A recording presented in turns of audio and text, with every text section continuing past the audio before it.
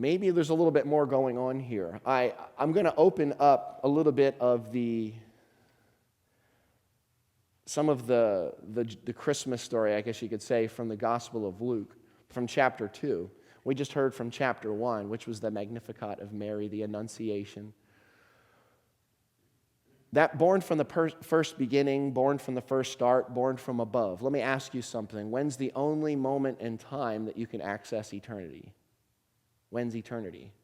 Now. Now is all over his Aramaic teachings. It's definitely not there in the Greek, because they didn't have a clear word that meant this moment right now. They had different words that meant different points in time except for now. When you hear, give us this day our daily bread, that word is yalma, yalmata, or yalmana. That yalma sound means a moment in time in Aramaic, which that means day, week, month, year. You know, when you say back in the day, in that year, you're not talking about a specific year. You're not talking about a specific day back in the day.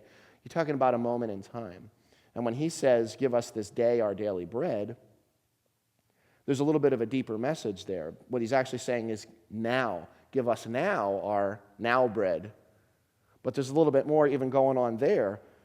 That word for bread is lachma, such as when he said, Inana lachma dahai, I am the bread of life. And he didn't say, I Jesus, or I Yeshua in Aramaic, which would have been ina lachma dahai. He said, Inana lachma dahai, which is actually that word ina 2 times. If he said ina, it would mean I, Jesus, am the bread of life. But he didn't say that in his language. He said ina lachma dahai, which actually, if ina means I, what does ina mean? I inside of I within I am that I am, the bread of life.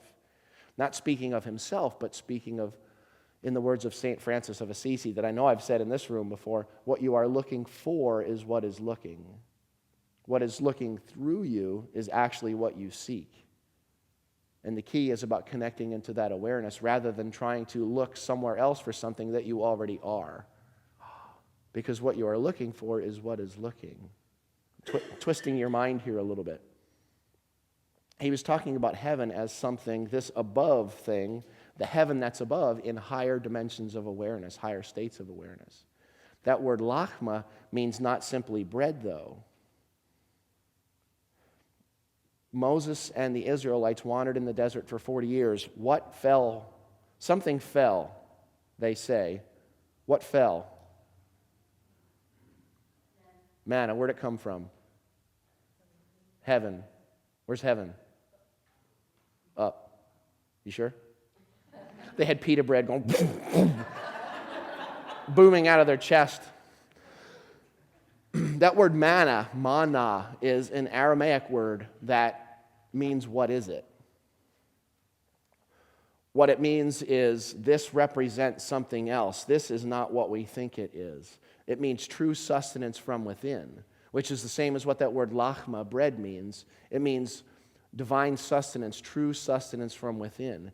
They wandered in the desert for 40 years until they connected into the true sustenance of life itself, the energy of life itself. So that the food aspect, that pita bread falling from the sky thing is great, but it's not quite what that meant in Aramaic or in Hebrew. Now, where was Yeshua born? Where were we told he was born? Let me put it that way. What city? Bethlehem. Does anybody know what Bethlehem means in Hebrew or Aramaic? Beytlekhem. Beytlekhem. Beit means house. Lachem means bread. House of bread. There's a lot of people that suppose that he probably was not born there.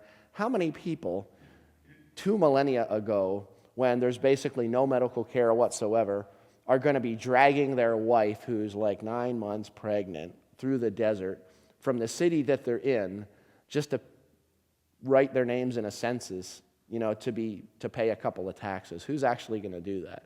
But I'm just, whatever. That's what a lot of scholars are saying.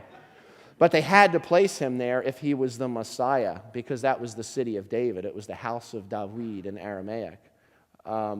He had to be put there. Whether it happened or not, they had to put him there if he was going to be the Messiah.